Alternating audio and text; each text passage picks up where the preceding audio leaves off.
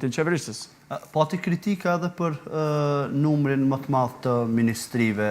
kryesisht nga deputetët e partive opozitare. Zotri Tahiri nga AK, po e citoj thas ju drejtua Kurtit në seancë, a e dini se keni formuar kabinet qeveritar të përmasave të Kinës, jo të Kosovës?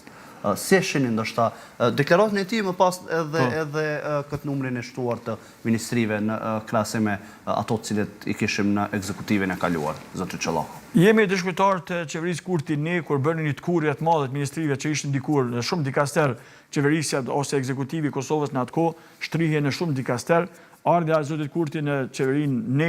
bëri një tkurrje të madhe, edhe atja kishte zëra kritik se ka shkri disa dikaster të cilët është dashur të jenë të pavarur, si për shembull Ministria Sociale, Familja, kështu me radhë, e shumë të tjerë. Tani kemi një Kurti të re, në qeverinë Kurti të re kemi një shtrije apo një zgjerim bukur të madh në aspektin e numrit të dikasterëve, ministrive. Unë besoj që disa dikaster të ndam, që ishin të sinkronizuar apo të shkryer në fushë më gjerë, është mirë që janë nda,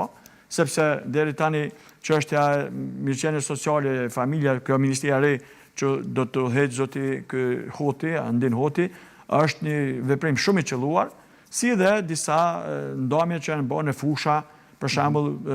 turizmi, rinia, kultura, sporti, që janë nda sepse ishte një grumbullim ose një akumulim i disa fushave në një ministri të veçantë, e që sipas meje është bërë mirë që nda, sepse janë fusha të ndryshme ato, shumë të ndryshme, dhe ndarja këtyre dikasterëve dhe shumëzimi, jo shumëzimi, por shtrirja apo zgjerimi në ministri të ndryshme është mirë përveç kostos që ka. Prandaj nëse punojnë mirë gjithë këto dikaster, arsytojnë edhe koston. E qartë. Qëndrojmë edhe pak tek kabineti qeverisës dhe tek formimi i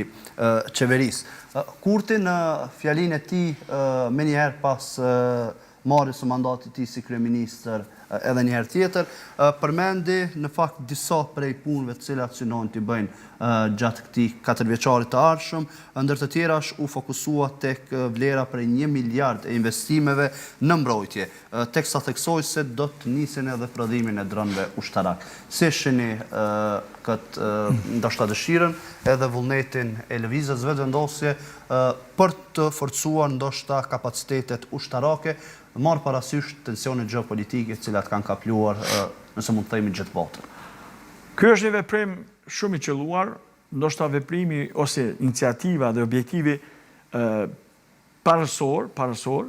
sepse investimet në fushën e mbrojtjes në Republikën e Kosovës është kjo një nevojë imediate, pra e patjetërshme, urgjente, sepse jemi dëshmitarë i ndryshimeve të mëdha, ridizajnimi i interesave geostrategjike dhe geopolitike të vendeve të mëdha,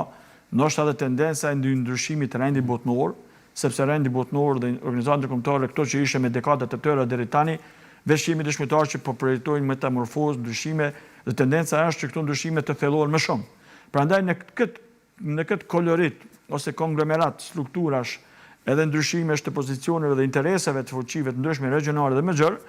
Kosova duhet të jetë e zonja si shtet, Republika e Kosovës, që të ketë spaku një kapacitet mbrojtës elementar, emergjent, në mënyrë që me pas në qoftë se veç përballemi me sulme serioze të vendeve të ndryshme në rastin konkret, ne kemi veç një armik historik, fatkeqësisht, fshin verior, dhe Kosova duhet të zhvillojë kapacitetet mbrojtëse, qofshin ato resursiale humane dhe ato tekniko-teknologjike mbrojtëse, pra industria e armatimit, dhe të zhvillojnë në atë mas, në ato nivele që thashë njëherë të jemi të Ndjet që po të ndërpres u diskutua